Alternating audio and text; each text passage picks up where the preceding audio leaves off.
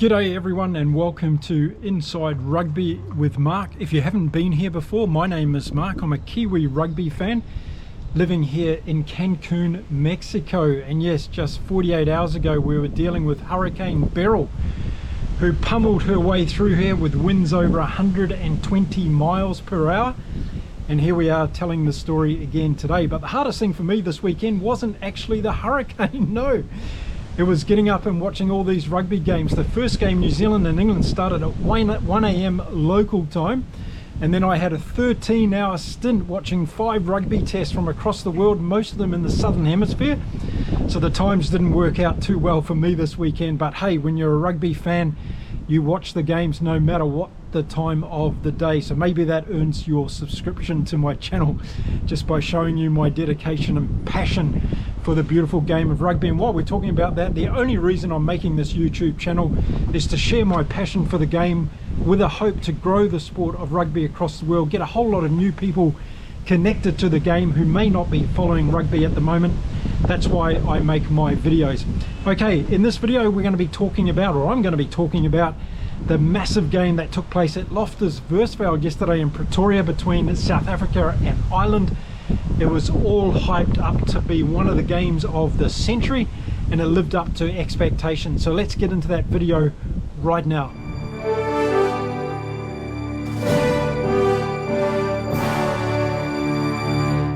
Now, I'm sure there's going to be lots of South African and Irish people watching this video, so thank you for your support. And remember, I love your comments, so please participate in letting me know your thoughts on the game. I'm just a rugby fan, don't forget. I'm not a rugby expert or a pundit, and I just share my opinion in these videos. So your opinion is respected and appreciated right here on Inside Rugby with Mark. So if you see something about the game that I haven't covered in my videos, please drop it down. Let me know your views and opinions. And if you totally disagree with mine, that is fine. Let me know in the comments in a respectful way. Right, before this game got off, I was super excited to see a couple of things. First of all, the crowd was fantastic at Loftus Versfeld yesterday. They were absolutely pumping up the vibe. It was a fantastic situation. And boy, was that national anthem from the South Africans. I think it was Miss Katemba, I think I might have got her name wrong, but she was absolutely brilliant, and it was one of the best renditions of a national anthem that I've seen on a rugby field for many years. It was absolutely brilliant. Before even the game started, I was on edge of my seat. So as the game got underway, it was going to be a tight tussle, of course. Ireland, let's remember, no Jamison Gibson Park, no Hugo Keenan. Also South Africa without a couple of their key players. And putting all that aside, now we can talk about what happened in the game. Just 3 minutes on the clock when South Africa struck first in this game, and it was thanks to their captain Siya Kolisi, who was down the right hand side of the field. He drew the man and passed the ball out to Kurtley Arendse. That man just keeps scoring tries. I think this was his 14th try in 16 test matches. Unbelievable record. And he went in to put South Africa in the lead. Handré Pollard got the conversion over, and before we knew it, South Africa were out to 7 points to nil. And I was thinking, wow, this is big news. South Africa scoring so early in the game, it's going to give them a lot of confidence. Were Ireland going to be able to keep pace? That's what I was thinking right then. Well, the answer was yes, and just a couple of minutes later, Ireland got a massive amount of phases in play. They went on to attack, but unfortunately South Africa, or unfortunately for Ireland, South Africa turned the ball over in a great piece of work and stopped that Irish attacking raid towards their line. This was an intense battle right from the very start, and we saw that through a couple of mistakes from a few players. Kwagga Smith had a little bit of a problem catching the ball in the restart, but other than that, the South Africans were looking very dangerous indeed. The key thing in the first opening few minutes for me was South Africa was getting all of the possession, and they were managing the territory as well. Ireland weren't just getting into the game, and they were having trouble, even though their defence was fantastic. And we saw players like Joe McCarthy, Caelan Doris and Josh van der Flier starting off with massive hits in their defensive patterns. So it took until the 12th minute for Ireland to get on the board with this in this game, and it was thanks to a penalty kick from Jack Crowley that they got the score back to 7 points to 3. It just showed that when Ireland was getting a little bit of ball, they were dangerous. They were looking like they were able to score points, but South Africa again were really dominating in the first few minutes of the game. Now, when South Africa were beaten by Ireland in the Rugby World Cup last year, they didn't have Handré Pollard or Faf de Klerk playing in that game. And after 16 minutes, we saw the importance of both of these players. De Klerk was playing really well. He was distributing the ball well from the base of the scrums and the rucks, and he was putting a lot of pressure on in his defensive role as well. But it was Pollard who got South Africa some more points on the board after 16 minutes of the game with a penalty kick, and South Africa went out to 10 points to 3. Ireland had to be patient at this time of the game, and they showed a lot of that with controlling the ball when they did have the ball, but they weren't able to break through this very strong South African defence. 23 minutes into the game, and it was South Africa on attack again, and the Irish defence was working overtime. They were having to put in some very, very big tackles. And then just a couple of minutes later, another indiscretion from Ireland gave South Africa an opportunity for another kick at goal, and Handré Pollard got that one over as well. So all of a sudden it was 13 points to 3 to South Africa, and what they were doing was really good game management. They were keeping the scoreboard ticking over. They were putting a lot of pressure on Ireland, making them make a lot of tackles, but the Irish were up to it, and they were doing some great tackling. Their inside channels, Crowley in particular for a number 10 was doing some great tackling, as were the back three for Ireland. And Andrew Porter was doing some good defensive work as well. You could see his body was getting smashed up as this game was going on, and there were some big hits going in from both teams. The physicality of this game was absolutely immense from the get-go, and both forward packs were going at each other from the start of the game. Now, with the Springboks head 13 points to 3 with about 10 minutes to go to half time, I thought it was going to be really important for Ireland to get some more points on the board before half time, and they came down onto attack, and they looked like they were going to get through, and they eventually did. And that man Jamie Osborne from fullback, who was playing fullback, went over for a great try from Ireland, and it was set up absolutely brilliantly down the left hand side of the field. James Lowe got the ball. He was falling into touch, and as he did, he threw the ball back inside. It came to Osborne, who dived over the try line for a brilliant try to Ireland. Not only did that give them a lot of confidence, I'm sure, and self-belief that they were back into this game, it made the score a lot more respectable as we got towards half-time. Now, that try was scored in the 35th minute of the game, and just 2 minutes before that, Jack Crowley had a penalty opportunity that he had missed, so that had put a little bit of pressure on Ireland. The conversion of the try from Osborne was way out wide, and unfortunately Crowley missed this one as well.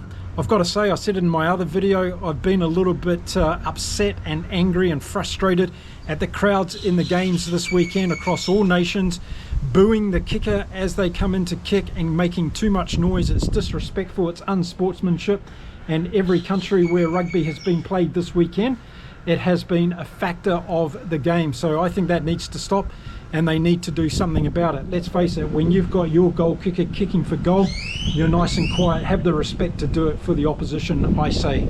1 minute to go in the first half, and Handré Pollard had another opportunity to put South Africa further in the lead with a penalty kick. He uncustomarily missed it, and it seems as though he was having a little bit of an issue with his kicking in this particular game, was Pollard. So we went to half time at 13 points to 8. I think Ireland would have been very happy with that. It was a dominating first half, I thought, from South Africa. Ireland came back into the game, and they showed that when they had the ball, they had the initiative to go forward and make gains against the South African defence. The problem for Ireland was they weren't getting enough ball in that first half, and South Africa were maintaining territory. Faf de Klerk was putting in some good box kicks that were putting Ireland under pressure. Jamie Osborne did very, very well at fullback, collecting those high balls, as did Jack Crowley when he had the opportunity. So that strategy from South Africa wasn't working in this particular game. Osborne, I thought, had a very good first half of rugby. Not only did he score that try, but he was very solid in the back line for Ireland. Actually, at half time, would have said to the boys, look, you're doing really well, you've got them on the back foot, you've got to be more clinical, let's get some more points on the board, and let's remain focused for the next 40 minutes, because we all know how intense this Irish team is and how good they are getting themselves back into the game. They're not going to stop working. I think Andy Farrell would have been a little bit upset with the first half. I think South Africa, because they scored that early try, they got a lot of momentum from that, and they started to build more and more pressure on the Irish. But I think Andy Farrell would have also said, look, when you do get the ball, you look as though as you can get through the South African line of defence, and it's just a matter of getting more and more possession. Now, my assessment of the two players on the Ireland team that had a lot of pressure them coming into them this game was Craig Casey, the halfback replacement for Jamison Gibson-Park, and Jamie Osborne that came in for Hugo Keenan at fullback. I think both played really well in that first half. It was a good try by Osborne, who was there on support in the attack when James Lowe took off, and Craig Casey was doing some good things from the base of the scrum and also the breakdowns. He was distributing the ball quickly out of that area and not getting caught at all by the opposition. So I think those two players up until half time were going really, really well. The beginning of the second half, and it was going to be really, really important to see who was going to score next in this game and get some momentum. After 3 minutes of the second half, South Africa were deep on attack. They were putting a number of phases together. They were getting very, very close to the Irish line, but Ireland did a great turnover and got the ball back and cleared themselves away. It only lasted a couple of minutes though, and South Africa got a penalty and a chance for Handré Pollard to put South Africa further in the lead, but he missed the kick. And I think at this stage this would have started sending some alarm bells up to Rassie Erasmus about the way Pollard was kicking today. He just seemed to be off his game, and as a result of that, already up until the 45th minute of the game, South Africa were leaving some points on the table. Was this going to be having a big impact as the game went on? We had to wait and see. Now, Ireland's level of play went up in the early part of the second half, and I thought they were going to give themselves back into the game. They had to score again though and put that scoreboard pressure a little bit closer for South Africa. But I thought the last 30 minutes of this game was really fascinating because of a number of things that happened. The first thing that happened was on the 50th minute mark, Rassie decided to bring the bomb squad on. And that, I thought, was going to make a huge difference in this game by bringing on players like Van Staden. RG Snyman was coming on, and a new front row for South Africa as well. And it was just a matter of time before we saw the impact of the bomb squad. So it wasn't long before one member of that bomb squad made themselves felt on the field, and it came through an Irish attacking play. They were putting a couple of phases together, looking very, very good. And when they went into a tackle, it was Malcolm Marks that went in and got a great turnover and steal for South Africa. That was a very important moment of the game, I thought, because Ireland were really starting to build some pressure, multiple phases of attack, and Marks got in there and did one of his trademark steals on that particular occasion. To wait much longer before some more drama occurred in this game, which was absolutely full on from the get-go. It was in the 58th minute, and James Lowe took off down the sideline and scored what he thought was a brilliant try from about 50 metres out. The TMO interjected, and we had to come back for some quite significant time to see what had actually happened and whether or not the try was going to be allowed. It wasn't. It was turned over, and there was no try for Ireland at that stage. For me, that was going to be really significant. We could have had the score back to 13 all at that time, but because that try wasn't allowed, Ireland still had a lot of work to do. 1 minute later, on the 59th minute mark, Pollard got another penalty kick opportunity, which he missed again. Now, this had become a problem for South Africa. Pollard missed two so far in the second half, and he missed one just before half time. So 3 penalty kicks that he gave up 9 points for South Africa. They would have been out to 21 points to 8 at that stage if he had gotten all of those penalties over. The next few minutes of the game were really intense, and the game started to swing around Ireland's way. Craig Casey was involved with a fantastic 50-22 kick that put South Africa back on the pressure in their own 22. Later though, and things didn't turn out well for Craig Casey. The game had got a little bit scrappy at this stage, and I think the main reason for that was the reserves had come on. The bomb squad was on. They were trying to find their rhythm in the game. Each team was trying to get a little bit of dominance again. The forwards were impacting really intensely in this game, and as a result we saw a few drop balls, we saw a few penalties, we saw a few scrums that weren't being set pretty well, and as a result of that the game became a little bit mixed. But out of one of those particular plays, we saw the ball come back to Casey. He passed it on, and in part of passing it on, he got RG Snyman coming down on him like an absolute freight train. Snyman tackled him, and when Casey went to ground, his head hit the ground very, very hard, We had a long stoppage in play when Craig Casey was taken off the field on the little ambulance machine stretcher, and hopefully he's going to be okay in the coming days. It wasn't a late tackle. I think Schneemann was already committed to the task, and it was just the way that Casey's head went back in a whiplash type action and hit the ground very, very hard.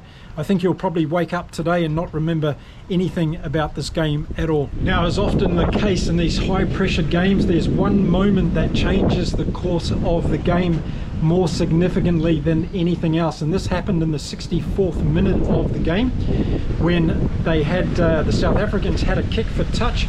James Lowe thought he could keep the ball in play, so he stretched out over the sideline pretty much like he did when Ireland were successful in scoring the try in the first half. However, this time he kept the ball in play, and it was Cheslin Colby that was inside the touchline waiting for the ball to come back. Colby picked up the ball and ran down and scored a try for South Africa, a significant try. But we had an interjection from the TMO. There was a lot of concern over whether or not James Lowe's foot was on the ground while he had possession of the ball outside of the field of play. That would have meant the ball was in touch. Agonizing wait while the TMO went over this review a number of times. It was very difficult to tell whether or not Lowe had his foot on the ground, and unfortunately the angle of the TMO replay that we needed to see was down the touchline, and the camera for one reason didn't pick that up until the ball was well into play, so we didn't really get to see the ultimate angle of that. I'm not sure whether a photograph of that has come out since the game has finished, but what we were watching in real time was an angle that didn't really comprehensively tell us that there was any reason for the referee to overturn his decision of allowing Cheslin Colby's try to stand. And that's exactly what happened. The try did stand, and South Africa were able to go out to an 18-8 lead at that point of the game. Hugely significant because Ireland didn't get an opportunity to get that scoreboard close again, and this gave South Africa a little bit of breathing space with 15 minutes to go in the game. After the restart from that conversion from Pollard, Ireland went on attacking. They looked very, very good. They were throwing everything at the South African team, and one of the Irish players of the day for me, Caelan Doris, went on another fantastic run. He was putting in some fantastic offensive work in this game as well as defense. He was having an outstanding game for Ireland. The ball got deep into the South African territory, and Ireland weren't able to get over the line at that stage. Now the next few minutes were all Ireland. They were putting the pressure on. It was looking like they were going to score a try, and what normally happens in this situation, the defending team has a disciplinary problem, and that's what we saw here. Kurtley Arendse was given a yellow card, and South Africa were going to be down to 14 men for the remainder of this game. This gave Ireland a fantastic opportunity. They were deep onto attack.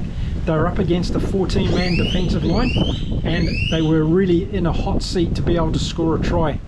We saw a pick and go from Doris. He got over the line, but he got held up, and it wasn't a try to South Africa. Had South Africa saved their bacon at this stage, it looked like it on that particular attempt. It wasn't the case, and it was just a minute later that we saw Ireland back on attack again. Connor Murray had come on to play the second half for Craig Casey after he went off, and we saw Murray go over for a great try for Ireland, and it really brought them back into this game just with a few minutes left on the clock. The Loftus Versfeld Stadium was going into raptures. It was fantastic. I'm sure every Irish supporter at home was on the edge of their seat, as this game was going to give us another one of these thrilling, epic, heart attack making moments at the end. Connor Murray had scored right next to the post. Jack Crowley took the conversion very quickly, and before we knew it, we were back to 20 points to 15 in favour of South Africa. So Ireland had to score a try, converted try in the last 5 minutes of this game to win it. The pressure was on. What was going to happen? We got to the 78th minute mark, and we saw something, or I saw something that I'd never seen in Test match rugby before, and that was the bomb squad going nuclear. And it was a scrum that was out from the Irish line. South Africa were on attack, and the bomb squad just put an absolute annihilation over the Irish forwards, and the referee ran straight over towards the uprights and gave a penalty try. It was a fantastic display of scrummaging, and I made a little note in my notebook on the 50th minute mark. what impact was the bomb squad going to have on this game in the last 30 minutes of the game? Well, my question was answered emphatically by that display of brute force scrummaging from the South African forwards. It was absolutely brilliant to see, and I can tell you what, if the Irish had put all their backs into that scrum to support their forwards, they still would not have stopped that. It was just out of this world. And so was that going to be it? Was that going to be enough? 27 points to 15 the score had gone out to. Surely Ireland couldn't come back and win this game now. There was only 120 seconds left on the clock. But as great as this Irish team is, they're not going to give up, and they kept going to the final whistle. In the last minute we saw Ireland breaking free again, and that man Beard got over for a fantastic try for Ireland. Unfortunately, it wasn't converted, so the score at that stage was 27 points to 20 in favour of the home team, South Africa. And with just a few seconds left on the clock, there was no further opportunities for either team to put any more points on the board. So the final score of this epic test match at Loftus Versfeld was 27 points to 20 in favour of South Africa. What an absolute thrilling game of rugby between number 1 and number 2 in the world. So I think we need to focus on the brilliance of this game. I think the South Africans deserve to win this game. They won the battle in the forwards just, and that one scrum, that domination from that bomb squad scrum, I think was the real difference in this game. It particularly was on the scoreboard. If they hadn't scored that, we may have been talking about a 20-all draw. However, that wasn't the case, and I think South Africa did enough on the day to secure those points. Don't forget, Pollard missed a number of penalties in this game, and it really gave Ireland the opportunity to stay in the game and come back as they did in the end. But hats off to Ireland. It was another fantastic display of digging deep and coming back in the second half. Don't forget, altitude, energy levels sapping. 50,000 South Africans in that amazing crowd at Loftus Versfeld against them. It was a hostile environment, but Ireland hung in there and they did everything they possibly could to get a win in this game. They just came up a little bit short. And a lot like the All Blacks in England, I don't think either team can go away and be too dissatisfied with their losses in this game. Both England and Ireland, and losing teams this weekend, played absolutely fantastic rugby. There was only a matter of inches and millimetres in it. And I think next weekend we could see two different results across these two different games. We could see England and Ireland winning. I wouldn't be surprised if that happens. But this was a fantastic game of rugby. It was an epic test match. It had everything from people like Sasha Feinberg coming on for his first test run in a South African jersey in the last 10 minutes at a crucial time of the game. Andre Pollard had been missing those kicks. It was going to be fascinating for me to see if Sasha did get an opportunity to kick for goal. What was his nerves going to be like? It would have been really interesting to see that.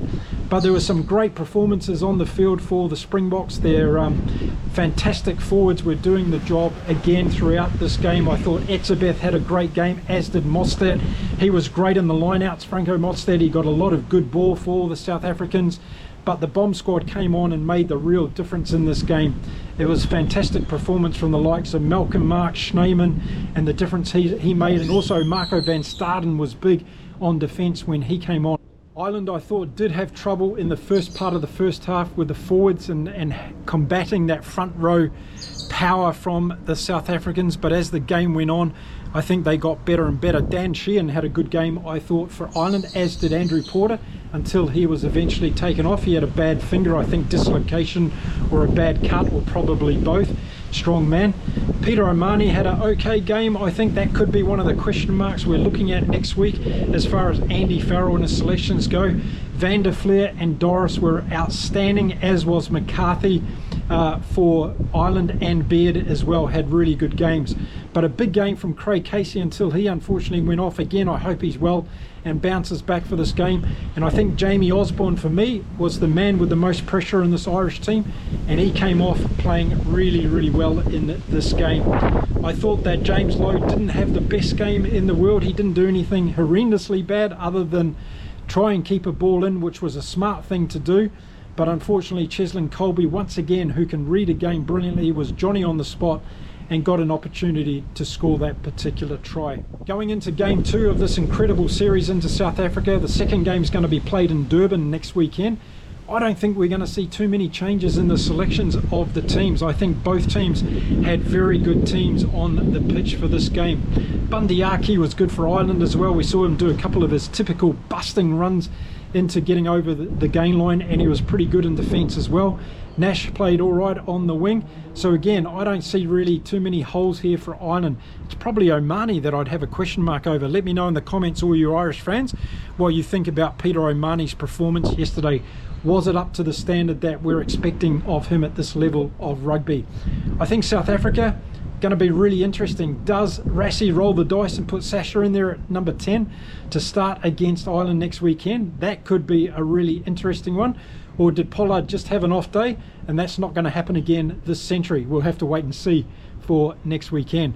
Grant Williams came off for Faf de Klerk towards the end of the game, did a couple of good little things, but he wasn't really there long enough, I thought. He did one silly thing as well, if I remember. He went over there and touched the player while he was on the ground, and he got a penalty against him for that. But I like Grant Williams. I think he's a fantastic player, and as we head towards 2027 Rugby World Cup, I think he's going to be one of the shining stars for the South African Springboks. I've got to make note also, Willie le Roux, I thought he had a great game. His experience at the back for South Africa is so immense, isn't it? He can read the game very well, he interjects himself, and he calls the right play all the time. When he needs to kick the ball, he does. He looks at that open running opportunity when he comes in from the back as well, when he's received a box kick or another general kick and play.